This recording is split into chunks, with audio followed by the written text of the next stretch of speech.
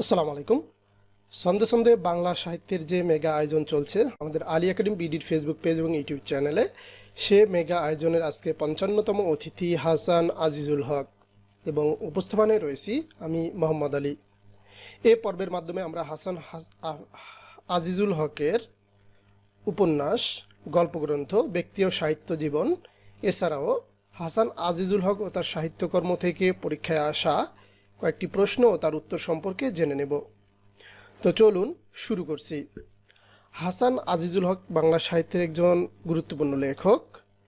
যদিও তার সম্পর্কে খুব বেশি প্রশ্ন আসে না, কিন্তু তার কয়েকটি সাহিত্যকর্ম রয়েছে, সেই সকল সাহিত্যকর্ম থেকে প্রায়শই দেখা যায় পরীক্ষায় প্রশ্ন আসে। কাজেই আমরা হাসান আজিজুল হককে বাদ দেইনি।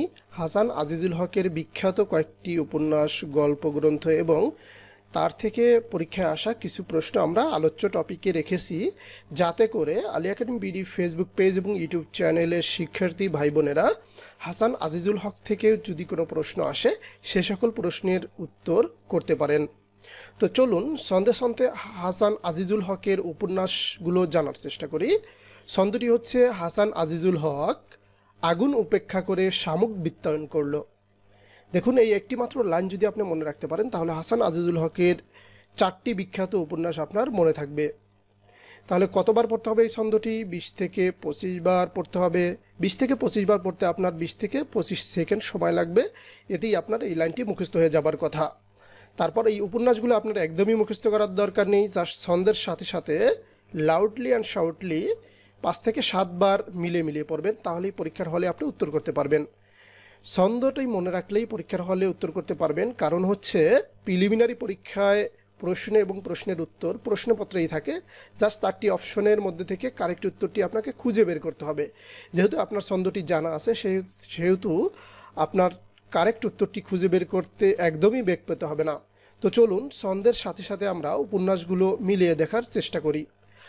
আগুন বলতে, এখানে যে আগুন বলা আছে, আগুন বলতে আগুন পাখি উপন্যাসকে বোঝানো হয়েছে। উপেক্ষা বলতে সাবিত্রী উপাখ্যান নামে একটি বিখ্যাত সাহিত্যকর্ম রয়েছে হাসান আজিজুল হকের, সেটিকে বোঝানো হয়েছে। এবং শামুক বলতে শামুক নামে একটি উপন্যাস রয়েছে, বিখ্যাত উপন্যাস হাসান আজিজুল হকের, সেটিকে বোঝানো হয়েছে। বিত্তায়ন বলতে বিত্তায়ন নামে একটি উপন্যাস রয়েছে হাসান আজিজুল হকের, সেটিকে বোঝানো হয়েছে। তাহলে দেখুন বন্ধুরা, আগুন পাখি, সাবিত্রী উপাখ্যান, শামুক এবং বিত্তায়ন, এই যে 4টি উপন্যাস আমরা পড়লাম, এই 4টি উপন্যাস এই ছন্দের মাধ্যমে আপনার ইজিলি মুখস্থ, ঠুটস্থ, আত্মস্থ, হৃদয়স্থ অথবা পরীক্ষার খাতায় বমিস্থ হয়ে যাবে যদি 20 থেকে 25 বার 20 থেকে 25 সেকেন্ড সময় নিয়ে আপনি মনোযোগ দিয়ে পড়েন। তো চলুন এবার আমরা ছন্দে ছন্দে হাসান আজিজুল হকের বিখ্যাত কয়েকটি গল্পগ্রন্থ সম্পর্কে জেনে নেই।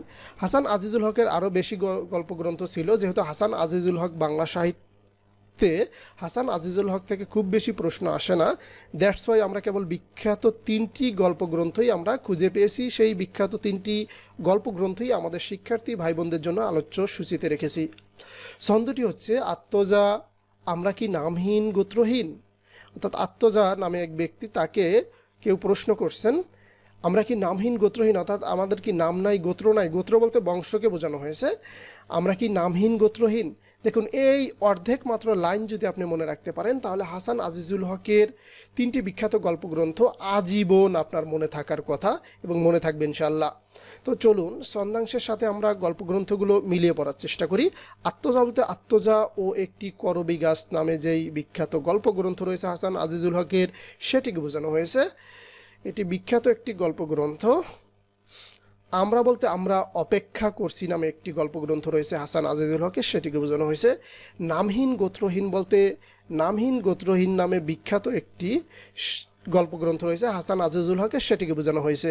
এই নামহীন গোত্রহীন এবং আত্মজাও একটি করবী গাছ থেকে বেশ কয়েকবার পরীক্ষায় প্রশ্ন এসেছে। তাহলে আমরা ইতিমধ্যেই শিখে গেলাম ছন্দে ছন্দে হাসান আজিজুল হকের উপন্যাস ও ছন্দে ছন্দে হাসান আজিজুল হকের গল্পগ্রন্থ। এ পর্যায়ে আমরা হাসান আজিজুল হক ও তার সাহিত্যকর্ম থেকে পরীক্ষায় আসা কয়েকটি প্রশ্ন ও তার উত্তর সম্পর্কে আমরা জানার চেষ্টা করব। এ সকল প্রশ্নগুলো আমরা কোনো ধরনের মডিফিকেশন, এডিশন বা কারেকশন রেকটিফিকেশন কিছুই করিনি। আমরা হুবহু যেভাবে পরীক্ষায় এসেছে ঠিক সেইভাবেই তুলে ধরার চেষ্টা করেছি। কেবল পরীক্ষার প্রশ্নপত্রে 4টি অপশন থাকে, কোনো কোনো পরীক্ষায় 5টি অপশন থাকে, সেই 4টি বা 5টি অপশন আমরা ধরিনি, কেবল সঠিক উত্তরটি এখানে তুলে ধরেছি যাতে আমাদের ভিডিওটি ছোট হয়, শিক্ষার্থী ভাই বোনরা অল্প সময়েই পড়াশোনাটা কমপ্লিট করে ফেলতে পারেন। তো চলুন 1 নং প্রশ্নটি জেনে নেই। নিচের কোনটি হাসান আজিজুল হকের উপন্যাস? এখানে আরও 3টি অপশন ছিল, সেখানে কারেক্ট উত্তর হচ্ছে আগুন পাখি। 2 নং প্রশ্ন, সাবিত্রী উপাখ্যান উপন্যাসের রচয়িতার নাম কি? উত্তর হচ্ছে হাসান আজিজুল হক। 3 নং প্রশ্ন, নামহীন গোত্রহীন গ্রন্থের লেখক? উত্তর হচ্ছে হাসান আজিজুল হক। 4 নং প্রশ্ন, আত্মজাও একটি করবী গাছ তার লেখা গল্প, কার লেখা গল্প হবে? এখানে তার হয়ে গিয়েছে, কার লেখা গল্প? উত্তর হচ্ছে হাসান আজিজুল হক। 5 নং প্রশ্ন, হাসান আজিজুল হক রচিত ছোট গল্প গ্রন্থ কোনটি? উত্তর হচ্ছে তৃষ্ণা। এই তৃষ্ণা থেকে কিন্তু অনেকবার প্রশ্ন এসেছে, তৃষ্ণা অনেকবার এসেছে প্রশ্ন। আমরা কেবল প্রথম ও দ্বিতীয় শ্রেণীর প্রশ্নগুলোই আমাদের আলোচ্য টপিকে রাখি, কেননা প্রথম ও দ্বিতীয় শ্রেণীর পরীক্ষা থেকে তৃতীয় চতুর্থ শ্রেণীর পরীক্ষায় হুবহু কমন আসে, ওই প্রশ্নগুলো সাধারণত আমরা ধরি না, রিপিট হয়। আমরা প্রথম ও দ্বিতীয় শ্রেণীর প্রশ্নগুলো নিয়েছি।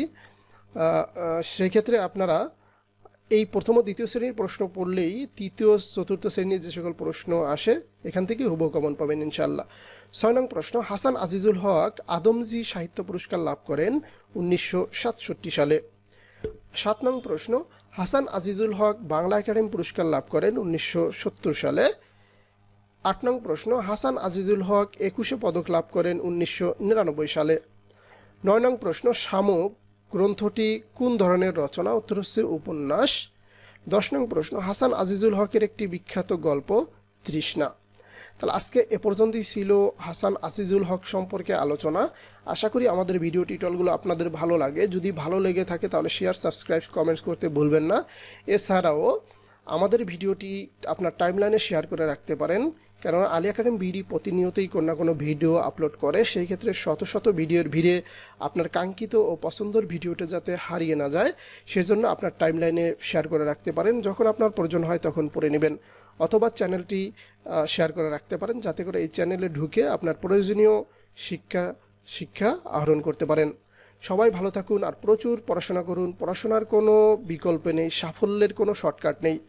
যেহেতু পড়াশোনা করে বিপদে পড়ে গিয়েছেন সেহেতু এই বিপদ থেকে উদ্ধার করতে পারে একমাত্র পড়াশোনাই।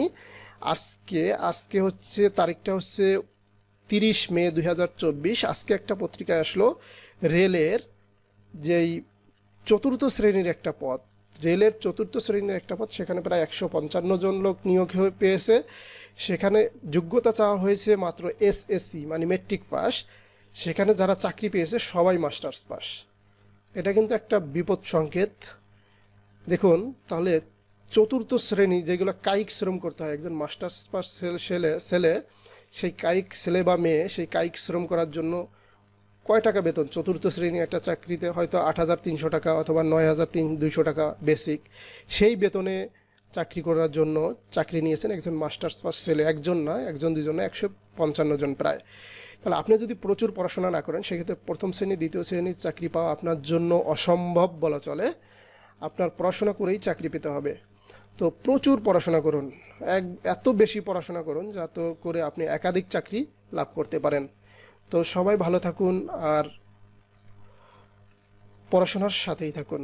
আলী একাডেমি বিডি সবসময় আপনাদের পাশে থাকবে। আপনাদের 10 ঘন্টার পরে কি 10 মিনিটে নামিয়ে নিয়ে আসবে, কিন্তু সেই 10 মিনিট আপনাদের সময় দিতে হবে চ্যানেলে এবং পড়াশোনার টেবিলে। তো সবাই ভালো থাকুন, আল্লাহ হাফেজ।